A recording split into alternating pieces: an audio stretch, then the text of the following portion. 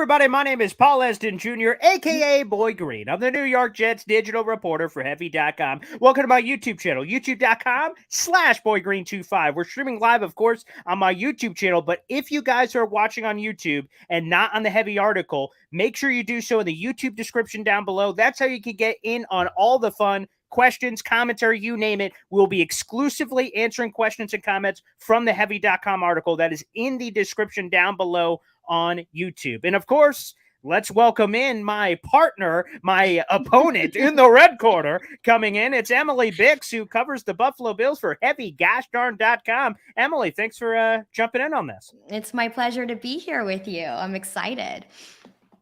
Well, let's dive right into it, of course. We've got a lot of great questions ahead of time. We've had this article live for a couple of days for people to jump in. Again, the goal for today is New York Jets versus Buffalo Bills. Who the heck is going to win the AFC East? We got a lot of questions that people have submitted over the last couple of days, but people, you can submit questions live on the show, again, in the Heavy comments down below, so feel free to do so. So without further ado, let's get into it. Emily, I know we're a couple months away, but the big question is, of course, Week 1, Monday Night Football, New York Jets, Buffalo Bills. It's going to be a lot of fun. We go to our heavy overlord, Ben Doody, sending in a double dipper here for both Emily and myself. The first question is, who's going to win the Jets-Bills game in Week 1? So let's lay those predictions on the line. And secondly, Emily, how important is that game to each team's divisional chances? Because it's a 17-game season, but it's a very important game to start us off here. Emily, get us started here on the first question there. Ooh, this is, first of all, I love that this is the first game of the season for both of the teams. We have, one New York team and a New Jersey. Oh, no, I'm kidding. Here we go. But also, yeah, it's inherently exciting. We have Josh Allen versus Aaron Rodgers.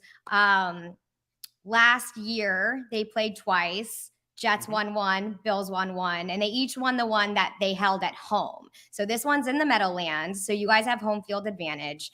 I genuinely believe the Bills have the upper hand here with their defense being healthy, Josh Allen being healthy, no elbow issues. I do think it could be tight. I don't know. It could also be hard defensively, but at the end of the day, I do see the Bills coming out on top.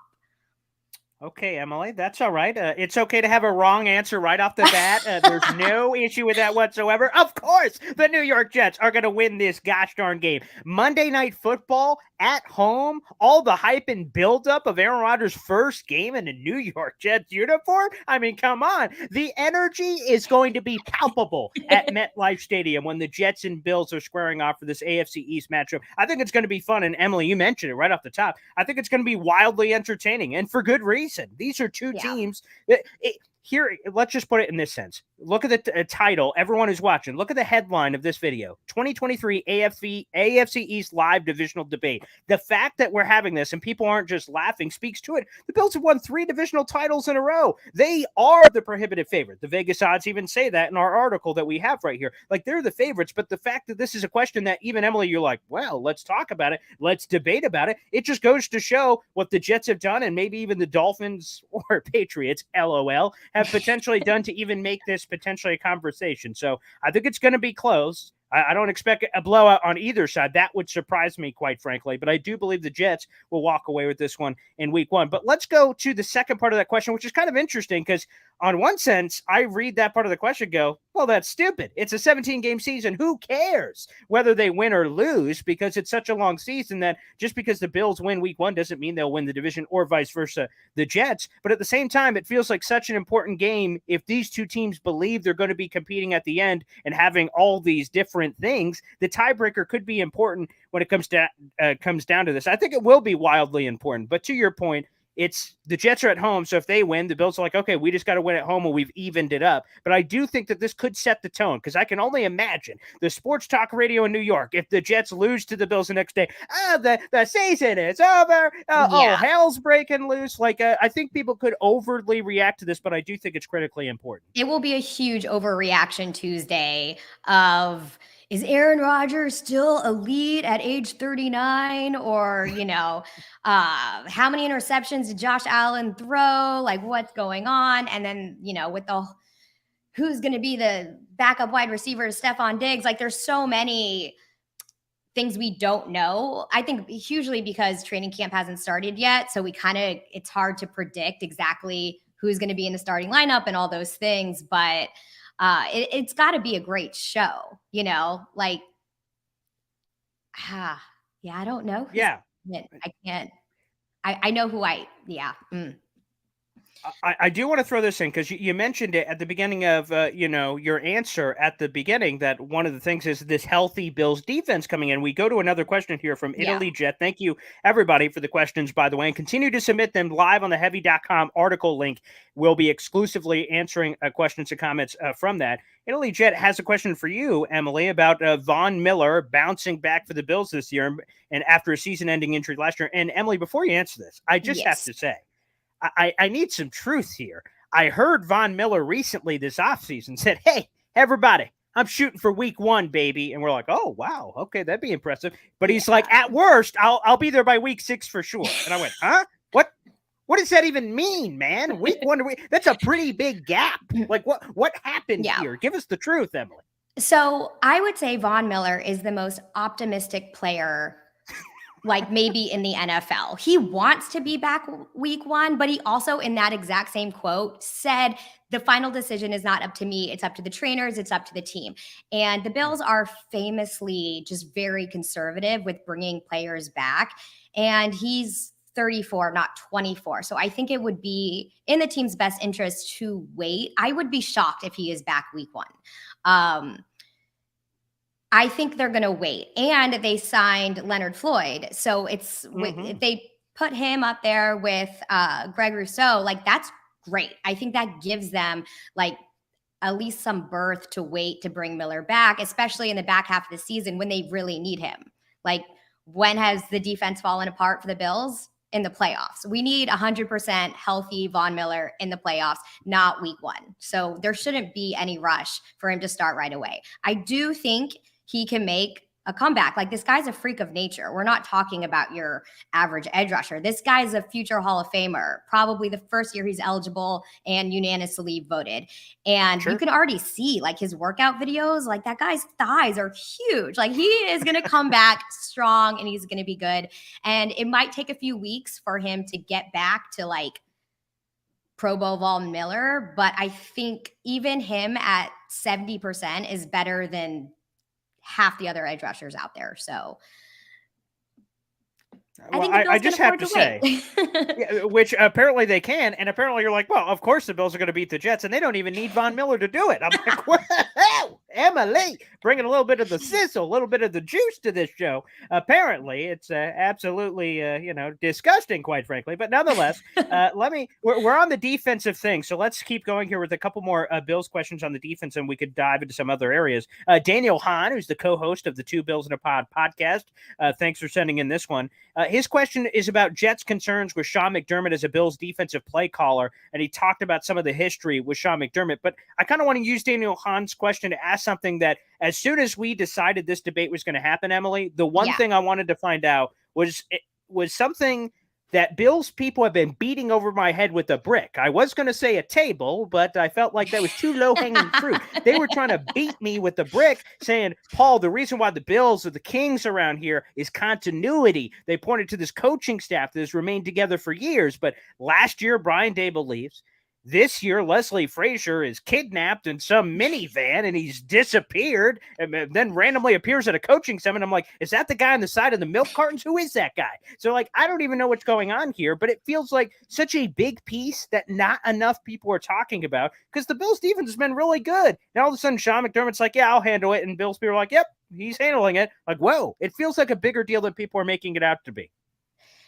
I think the way Leslie Frazier departed, because it was such a surprise and it came out of nowhere, and it was after teams usually make any coaching staff changes, that there is a bit of a mystery there of wondering like what exactly happened that led to this. Of the coaching stability, the Bills just extended Sean McDermott and Brandon Beane through 2027. That is that is the longest in franchise history. They've never had a GM and a head coach be together that long. So I think at the top, if they have that stability, it's going to be okay. And they just promoted Eric Washington to assistant head coach, which I think if there was any doubt that Leslie Frazier was not coming back, like giving Washington his job officially means it's done. But also Washington has worked with McDermott. They worked together 6 years with the Carolina Panthers. So they have a rapport. They know how each other think. So even though it's a new person, it's not brand new. Like I think getting on the same page will be easier than just a random person coming in new. That makes a lot of sense. And I ask you this, though, just kind of a quick follow-up on the Sean McDermott stuff. Again, what he did in Carolina, I think, gives a lot of Bills people confidence that, like, look, that's how he got the job in the first place, was his prowess on the defensive side of the football. But, man, while that's true and that's impressive on the old resume, he was also just a defense coordinator. Like, that was his only job. Being the head coach, as we've seen in some other areas, you got to juggle a lot of balls in the air to make that happen. So that will be interesting to see how he balances the defensive responsibilities with, also overseeing the entire operation. If anyone gets a benefit of the doubt, perhaps it should be the Bills at the end of the day, with the success, quite frankly, that they've had. So well-deserved. Tip of the cap to all the Bills Mafia It's people. nerve-wracking, though, because it's a hard job to do. And as you mentioned, Frazier during the regular season, they've had a top-ranked defense since he came on board. Last year, they ranked second in points allowed. So it's not like he needs to do a full flip with the defense. It needs to be like little tweaks. But the pressure is that if the defense is not performing well during the regular season, expect Bills Mafia to just go crazy of being like, he can't do both. There's something wrong. So he's firmly in the hot seat, not his job, but like doing both roles this year in such an important year where, the pressure is Super Bowl or bust. I'm nervous for him. He seems excited. Yeah. I think that's tough. At a minimum, he's putting on a good front. He's saying, "Oh, this is phenomenal. I love this. This is how I got into coaching in the first place." But we'll see when when the moment gets there. The heat of the kitchen. I wonder at that point how he will be feeling. But nonetheless, a fascinating storyline. Let's mix one in here between both of our teams here, Emily, as we dive into this one. I love this question from Krista, who sent this in on our heavy.com page, which again, we have a live Q&A happening right now. I just added a few more questions to our sheet from some of the live viewers, which we appreciate. The question is this from Krista: which team do you think will be most affected by off-the-field drama? The Bills with the Stefon Diggs thing, the Jets, the latest story. We did a video on our YouTube channel about it, about them being potentially forced to do Hard Knocks. I mean, there's a lot of extra happening here. It's getting, in some respects, salacious. It is juicy. I mean, there's just no other way to describe it. And I guess we'll start with the issues first and then answer the question, like, what the heck happened with the Stefon Diggs Bills thing? Everything's groovy, and all of a sudden, Sean McDermott, we're very concerned. And then Stefon Diggs is there. It just seems like a lot more drama in Bills land than I'm used to, Emily. That was such an outlier of because usually it's such a well-run organization. Everyone's on the same page. There was clearly a miscommunication issue here. It's frustrating because McDermott could have squashed this day one and just said, Diggs had an excused absence. Don't worry about it. Instead of saying very concerned and then waiting a whole 24 hours to then give a complete different story. And then he also was like, there's a lot of stuff out there that's not true. And as the media, we were like, well, you didn't give us anything. In fact, it seems like what you said yesterday wasn't true. So not great. I do think there are 40 million reasons why Stefon Diggs is not going anywhere and the Bills need him. And so knowing that he's not going to get traded, knowing he's not going to get released, I do believe during training camp, this is going to get squashed and it's going to get figured out, because Josh Allen said this too. He has said winning solves most problems. So if they can get it together and Stefon Diggs is happy with how things are going during training camp, but can really get into it with pads off, I think things might chill in that regard. But well, The only thing I'm going to push back on is very concerned. That's Sean McDermott. The next day, well, we have it all figured out. What are you talking about? Everything's hunky-dory. Well, if everything was hunky-dory, that wouldn't have just happened, Coach McDermott. So I'm not quite sure about the sweeping under the rug. But again, ultimately, when we get to training camp, we will see if this drama persists, or much rather, we talked about it, Emily, at the beginning, the week 1 matchup. If Josh Allen couldn't hit the broadside of a barn, he misses Stefon Diggs wide open. Is he doing the hands extended thing? We can't see with our camera angle, but hands extended, looking at Josh Allen like, what the heck, man? And then there's a little bit of that beef. And maybe at that point, we will see kind of what happens from that perspective. But nonetheless, let's get back to this question, though, and then we can kind of address it ourselves. Which team do you think will be most affected by the off-the-field drama? Because there's a lot. I mean, the Jets have their own Quinn Williams extension, obviously. They've got the Hard Knocks, Aaron Rodgers, and just the New York market, despite the fact playing in New Jersey, as Emily clarified earlier in the program. Like, you know, who do you think is going to handle it best from your perspective, Emily? Ooh. Well, I do think the Hard Knocks thing could be a huge distraction if that goes through. Clearly, the Jets have mentioned we don't want to do this. As a viewer, I would love to see this. This is TV gold. Oh my gosh. Give me Aaron Rodgers like saging the locker room or doing a little darkness retreat in there. Who knows what's going to happen? Some side glances from Zach or something. Like there is so much wonderful TV. But if they don't want them there and things get on camera that they don't want, it's only going to, whatever friction is going on is going to make it that much tougher. I don't know. Do you think the Jets are going to handle that just fine? Well, the only thing that, like, when people say distraction, and you are right to point out, both Robert Saleh, who came out publicly and said no thanks, and also a player who's a special teams captain, Justin Hardy, may not be a well-known name to the greater NFL, but he's a Pro Bowl special teamer for the Jets. He came out and straight up said on Twitter that it would be a distraction. I just pushed back that it would be a distraction. When you get Aaron Rodgers, of course there's going to be more camera, spotlight. Look at the schedule. They're in 5-6 primetime games, depending on your depiction of it, because there's a Black Friday 3:00 game, but it's the only standalone game on, so I count that in the primetime window. You have all these games. Of course you're going to have attention. And I heard this famous line from my old radio partner, Bud Poliquin.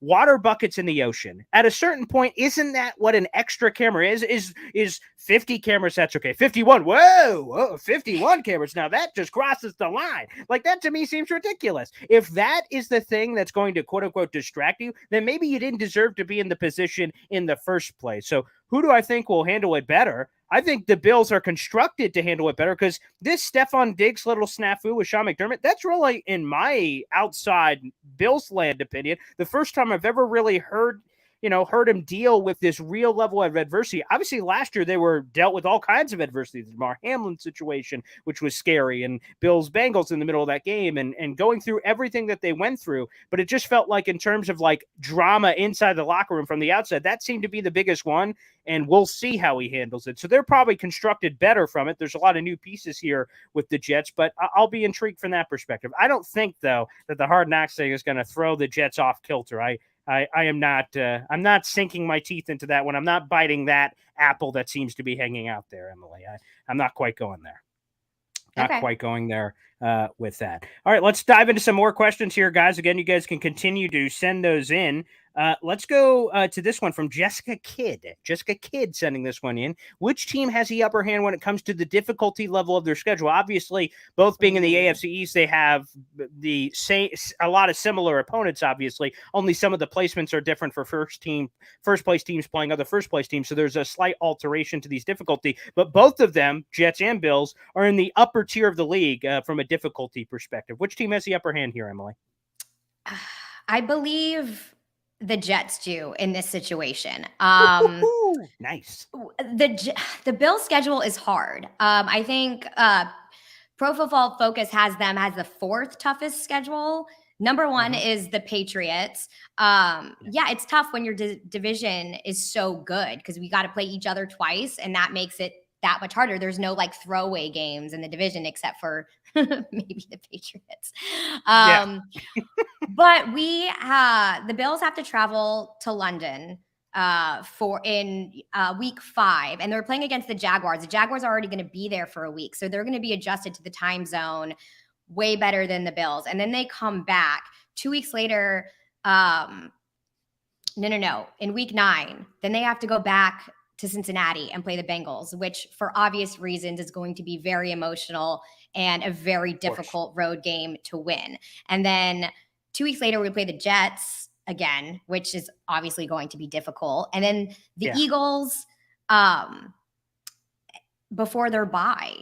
So like that's a hard stretch between week 9 and week 13 is really difficult. That throwing that divisional game in there is going to be really tough. So I don't know. But at the same time, last year, the Bills played 3 games in a 12-day span because of the winter snowstorms, and they won all of them. So like they can deal with adversity so well and travel and like get to it. I think they spent more time on the plane than they did like practicing in that span too. So if anyone can rise above that, I think the Bills can. I'm just saying it is a very difficult schedule, and the Jets have it a little bit easier schedule-wise.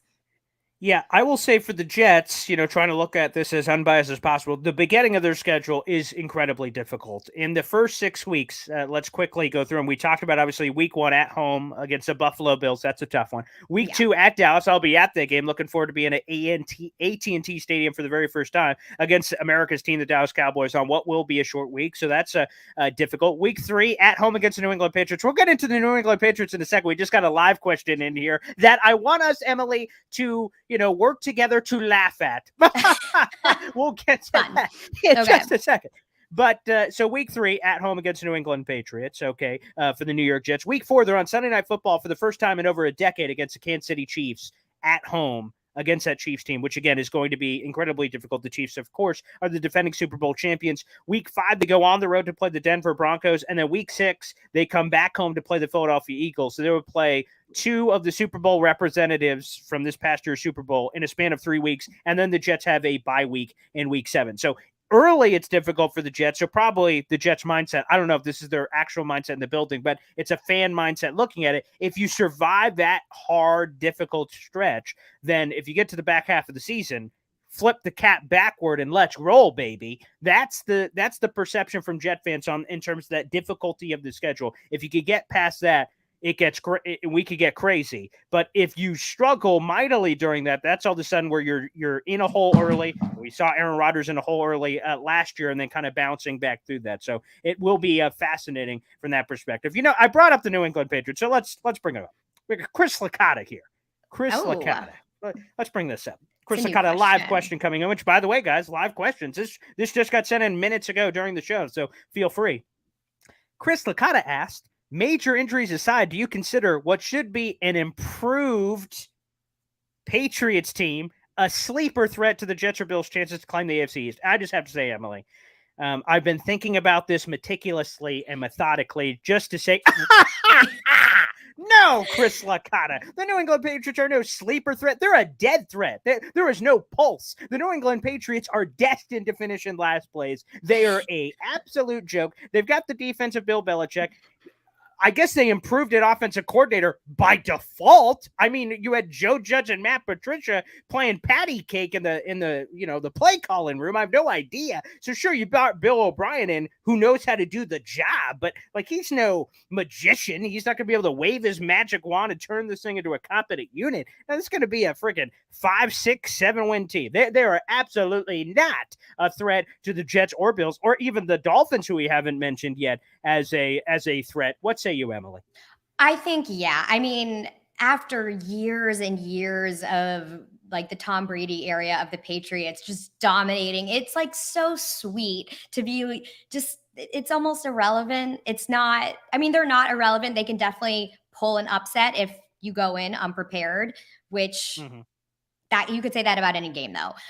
They do not stick out as a threat whatsoever to become a sleeper anything. I think if anyone, the Dolphins, who, they brought in their new defensive coordinator and Vic Fangio. That could do, and Tua, if he can stay healthy and play all the games, like maybe, and they had 2 of the great best wide receiver duos happening over there. So they could absolutely be a threat, but I don't think the Bills coaching staff is over there losing sleep over the Patriots right now. So this is all I'm going to do to you, Chris, virtually. Pat you on the head. Nice try, little fella. Nice try. But I think not. But thanks for the question anyway, Licata. We really appreciate it. All right, let's go to this handsome devil, Jack Bryan. What a great name, too. That is that. There is some verve to that name. I like Jack Bryan. Should be on movies or something. Yes, a question for you, Emily, but I'm sure for both of us in this sense.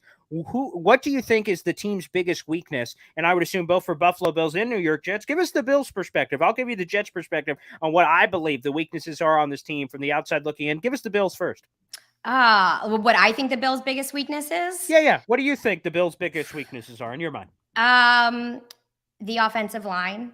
I'm a little worried there. They need to protect Josh Allen, and they haven't. They did bring in a bunch of new talent for that. So I'm excited to see if that's an upgrade. And then honestly, I'm worried about who's going to be the second wide receiver because it is not clear. And it's, Gabe Davis was not reliable last season. The door is fully open for him to step up and take that role. But we don't know if he can. Was it the high ankle sprain that kept him? We don't know. And then they brought in, Trent Sherfield and Deontay Hardy. They seem more like they could jump in the slot. So I don't know. And Dalton Kincaid, like their first round pick, this pass catching tight end, offensive weapon, whatever you want to call it, how they use him. If they use a 12 personnel, they barely use that. So that's going to be brand new. And also historically, tight ends take a really long time to get in a rhythm on offense. True. I think the expectations for him are really high. So that's a big question for me that could be part of the reason Stefon Diggs is so frustrated is like, what did we change? Because this was the problem last season. So what is it? And they could show us in week 1. It's not a problem. We actually filled that hole. But right now, I don't know. Yeah, fair enough. Yeah, I'm sure Stefon Diggs, again, when he motions the hands out, help a brother out for Pete's sake. Give me someone on the other side. Spread the attention a little bit from the opposing defense. It's a fair point in terms of the weaknesses. I will say for the Jets, what people say, whether Jets people inside or people outside criticizing the Jets, is the offensive line. And you could go across the entire offensive line, but specifically it's the offensive tackle tandem. Right now, how the Jets have it in pencil is Dwayne Brown, who is like 1,000. He is closer to death than he is birth. So you have him coming at left tackle, coming back from a torn rotator cuff. So it's looking rough there. And then on the other side, you have Mekhi Becton, who is incredibly talented. He looks great. He's got the beach bod this offseason, but he's played 48 snaps over the last 2 years. If we're being blunt, a lot of people are going to do the Santa line. Like they need to see Santa's fat ass come down the chimney before they believe that Christmas is here. So for Mekhi Becton, they're going to have to see him on the field to believe that this guy is going to be able to be a reliable thing for the New York Jets. So offensive tackles, if those are in question, will it matter what Aaron Rodgers can do if they can't protect the man? So Aaron Rodgers, of course, will turn 40 during the course of the season. His birthday is in December. Happy early birthday, A-Rod. But as far as it takes for the age, they need to be able to protect him. So that is a question from the outside. There's some smaller questions about the linebacker position depth, safety position. There's some questions certainly to be answered there. Unfortunately, the Jets lost Chuck Clark, torn ACL, out for the year. You hate seeing that for any team, having those kind of injuries during the offseason. And then this one we can almost spin back to you, Emily, with Aaron Rodgers. How does he transition? He was in Green Bay for 18 friggin' years, and now he's just been dropped on the Jets roster. And if you're just evaluating this with a very low grade thing, wow, the Jets won 7 games with crappy quarterback play. Aaron Rodgers, boom, they're winning 11, 12, 13 games. But it's not always that simple, because just because he played well over there doesn't mean he's going to play well over here. So the transition is going to be a big question. And I imagine that's how some Bills people look at Aaron Rodgers suddenly being dropped in the division. Totally. And if the offensive line can't protect him, again, his age, if he keeps getting sacked and keep going down, that is not good. Allen can scramble, make it happen. He leaps over people. Like, I haven't seen Rodgers do that. So it could. Fair. Yeah. Yeah. It is very fair from that perspective. Not that it's a good game plan, but the Josh Allen going superhero mode should not be the offensive game plan, but it's there in the back pocket if they need it. Sure. And again, that has proven pretty good. I remember, I think it was early in his career, maybe even been his rookie year when he leapfrogged over the Vikings guy that may have been Eric Kendrick, who he just went Superman over. So he's had a lot of those kind of magical moments, Josh Allen has in his career. We had this question earlier. I don't know if it made it into the chat, but I remember it, so I'll bring it up to you. Do you view, and I have an assumed answer based on how our commentary has gone throughout this show, and we only have a few minutes left here, guys. But Emily, do you, as a Bills person or the pulse of the fans, Bills Mafia, do they view the Jets as a legitimate threat to the AFC East? Or are they just kind of saying, big deal, it doesn't matter. We've won the division 3 times in a row. We're winning it again, and there's nothing the Jets have done this offseason scares us in the least? Or are they like going, okay, we got some real competition here. This got serious. What's kind of your sense of the majority of Bills Mafia in your mind? That's a great question. And I don't think you're going to like my answer.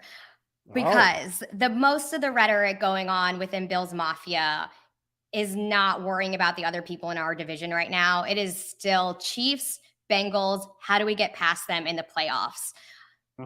That could very swiftly change once the 2023 season starts because there's too many unknowns. Like, will Rodgers fit with the team? How do they go? Does this work?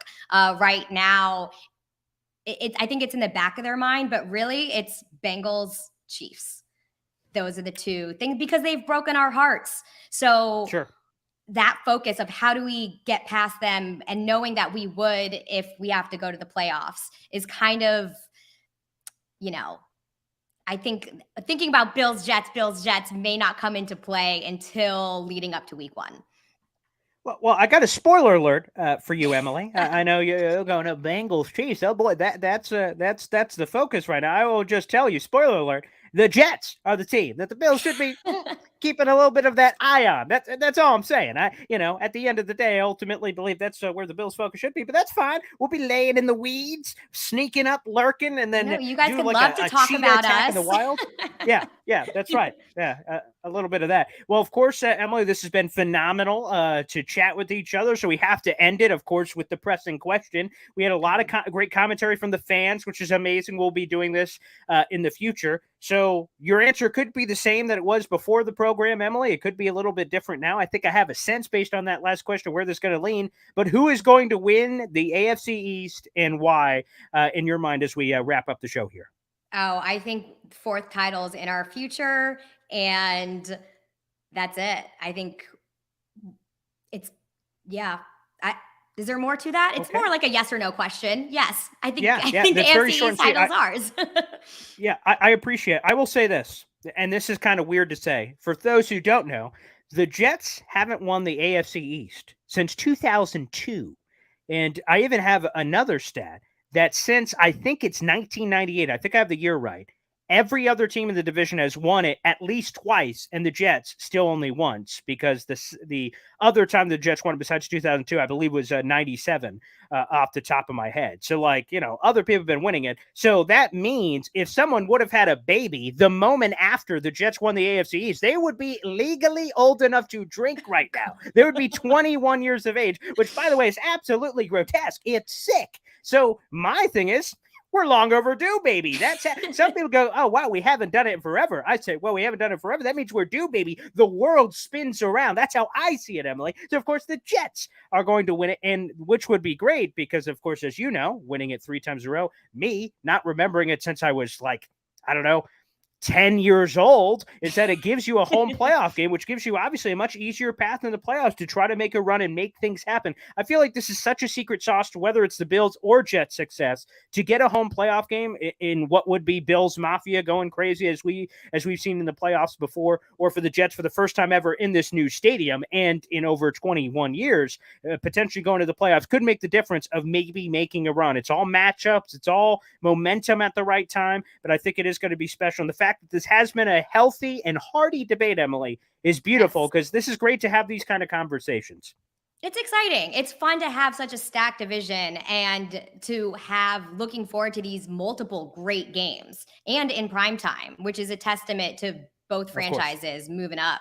So Well, Yeah. Emily, this has been a lot of fun. Obviously, you're wrong. Obviously, the Jets are going to win this thing, but I'm glad that we had a little tete-a-tete, a little bit of a conversation between the two of us. Feel free, as we end this, let people know where they can hit you up on social media to give you some of that love after this wonderful debate. Yes, I am at Miss Bix on Twitter and Instagram, and my email's under my author bio for Heavy. So hit me up. Beautiful. And why not? I love hearing my own voice. I love the shameless plugs. At Boy Green 25, baby. I just got shouted out by Rich Eisen earlier today on the Rich Eisen Show. Yes, I'm a friggin' big deal. That's why you should follow me as well, at Boy Green 25. We love doing this. We'll be doing this again soon. Thanks, everybody, for tuning in. And next time, send your questions in the Heavy article, and you could be featured on the show like so many were today. Thanks, everybody, for tuning in, and we'll see you next time. Take care. Bye.